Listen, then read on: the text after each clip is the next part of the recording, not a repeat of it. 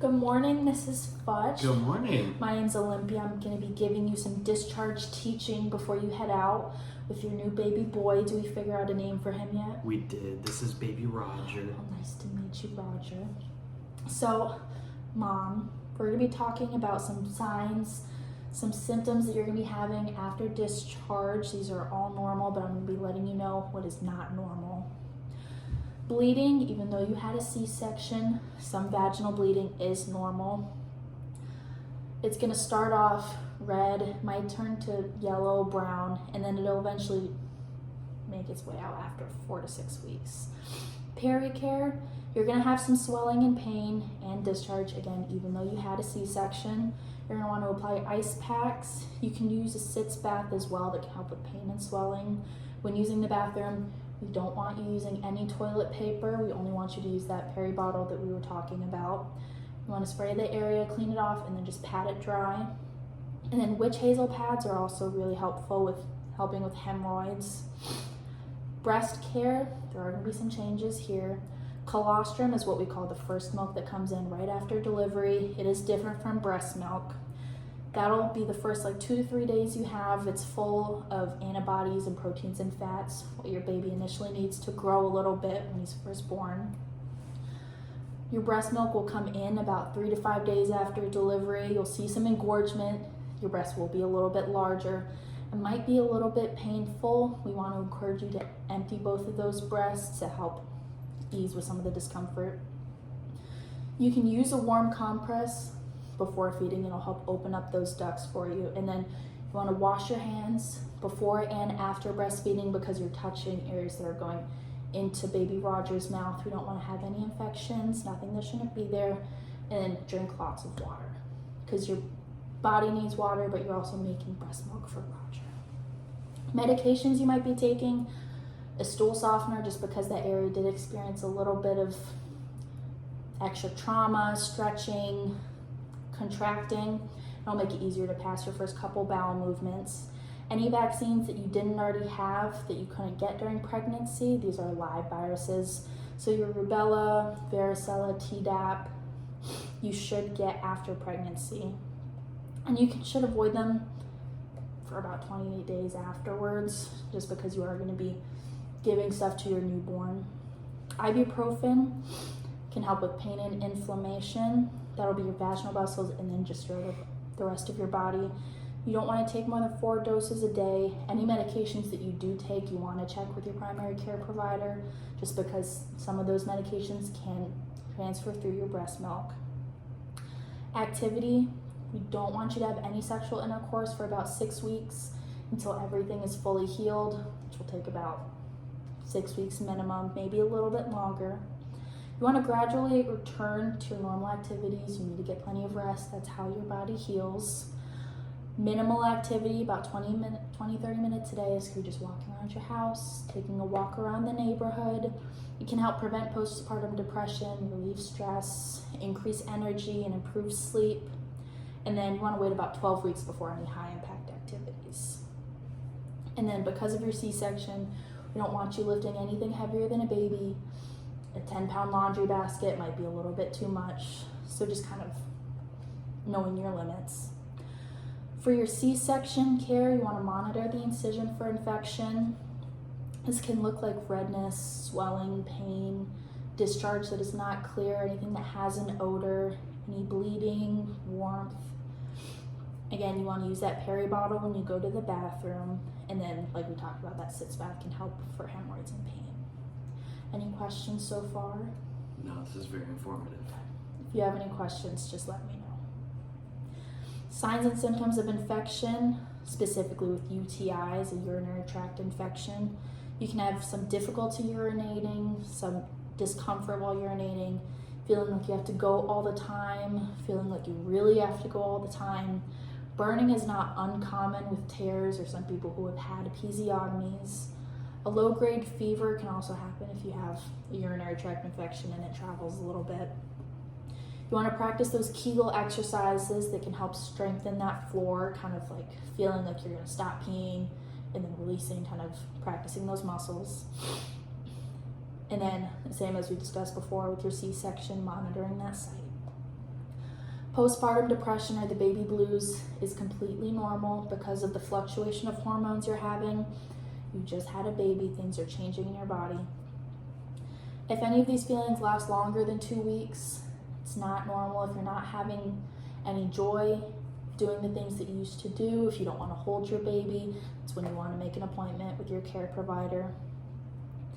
You should return to the doctor for yourself about 4 to 6 weeks after giving birth, and then 2 days after discharge, 2 weeks after that, and then 2 months after that for your baby. Signs and symptoms that require immediate medical attention: sudden changes in bleeding. If you're saturating a pad in less than an hour, that's not normal. Any clots that are larger than the size of an egg. Chest pain, shortness of breathing, any seizures, thoughts of hurting yourself or others. If your incision isn't healing as well as it's supposed to, and then a red or swollen leg that hurts, headache that won't improve, or a fever over 104 degrees. So that's all the things that you should be monitoring for your body. So we're going to get into things that you should be monitoring in Roger.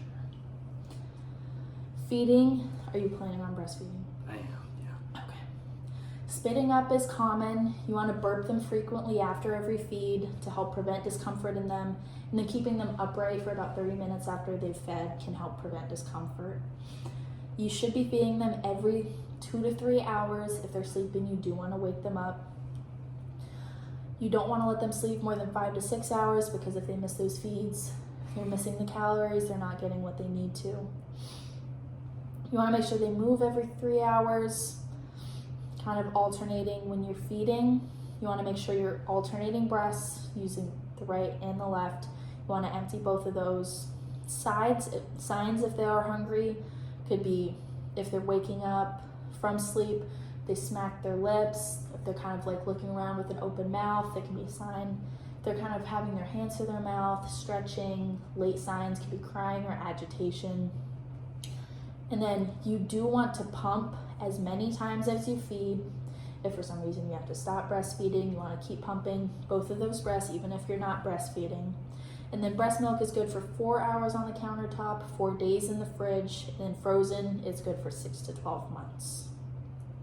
And while you are feeding, you do want to support their head and their hips when you're holding them on each breast because they can't kind of hold their head up.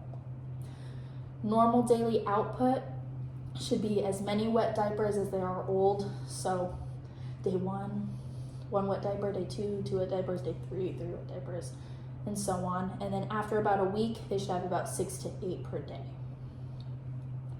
Umbilical cord care, as I'm sure you saw, there was that little clip on there. It'll kind of start out that yellow color where you first saw it, turn brown and black as it dries up. It should fall off for about 10 to 14 days. You want to keep it dry even when you're giving them those sponge baths. Kind of avoid the water touching it. Not the end of the world if it does, but keep it as dry as possible. You always want to wash your hands before touching it, and then kind of monitor for signs of infection. If there is a lot of bleeding, drainage, odor, heat to the area. When you're giving Roger here a bath, you want to always check the water with the skin of your wrist. That's kind of the most sensitive part. It shouldn't be hotter than about 100 degrees Fahrenheit. It should be warm, but not hot. You should never leave Roger alone in the bath. You want to use about 3 to 4 inches of water. You don't want a full bath. 2 to 3 times a week is pretty adequate. You want to use mild, if not unscented soap. There is a potential for them to have drier, scalier skin. If it is severe, you can use a moisturizing lotion. And then their fingernails, after about 10 days, will get a little bit harder, which is when they can scratch their face. You can file those down, cut them a little bit shorter with baby nail clippers, or you can put mittens on their hands to prevent them from scratching their face. Shaken baby syndrome is something that we absolutely worry about. Being a new mom can come with so many challenges. A lot of people can get very frustrated. If you need a break, it is okay to set your infant down in a safe space. Step out of the room, take 10 minutes for yourself, and then go back to the infant and try to comfort them. Similarly, with safe sleep and sudden infant death syndrome, There is no cause, but we know ways to prevent it. You don't want to sleep with your baby. They should never sleep in your bed. They should always be sleeping on their back, not on their stomach or on their side. You want them to sleep in your room, just not in your bed. A lot of people have a bassinet or a smaller cradle near them so they can hear them. No extra pillows or blankets, nothing crazy, bundling them up because they could suffocate or get too hot. Most of this is because of them having a little bit thinner skin. They don't have as much body fat as us grown humans. It's harder for them to regulate their temperature. It should always be between 97.7 and 100.4. Anything above or below those is not normal. We usually take their temperatures in their armpit, so when you do that at home, you want to take the probe, stick it into their armpit, make sure it's not sticking out the back, and then keep it in there until it beeps. Talking about newborn jaundice, this is when bilirubin builds up. It'll kind of show as yellowing of the skin or eyes. You want to monitor how often you're feeding them and how many wet diapers they have, because when they poop, that's how they excrete bilirubin. Worsening signs or symptoms can look like increased tiredness, like they don't want to feed, or a high-pitched cry. Caring for his circumcision care, because he did have that done about a day ago. You want to apply a little bit of petroleum jelly to the area to keep it moist. You can use a barrier cream if you'd like to prevent adherence to the diaper. You should know that the site is sensitive. You don't want to lay them on their stomach. You want to keep them on their back just to avoid discomfort. And then during the healing time, you should monitor their temperature for signs and symptoms of infection, any blood in their urine, and then if there is a little bit of bleeding, you want to apply a gentle pressure. Any questions so far? No, not so far. Car seat safety is very important as well. When you have the straps across their chest, you should try to pinch it. If you can pinch it, it is too loose, you need to tighten it just a little bit. The strongest parts of their body are their breastplate, collarbone, and their hips. So that's where the straps should be secure. Infection control, like we were saying, washing your hands. You don't want to take Roger out into super populated places. You don't know what's out there. Avoid sick people, and then you should keep him up to date with his vaccinations. Keeping his airway clear. Sometimes they do still have some mucus and fluid back there from when they were born, getting out all that amniotic fluid from when they were still in your belly. You can use a suction bulb. You kind of use those. You depress the bulb, put it into their nose, no more than 1/4 to 1/2 inch, and then let it go. It'll kind of suck up everything that's in there. You want to squeeze that out, clean the bulb with soap and water before using it again to keep it clean. And you shouldn't do that more than 2 times a day just to prevent swelling in his airway. Symptoms that do require immediate medical attention would be difficulty breathing.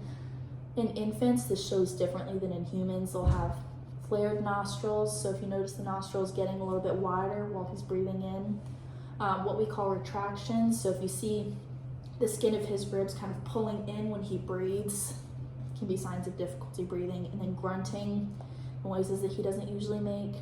Bluish skin or lips, a temperature over 100.4 degrees.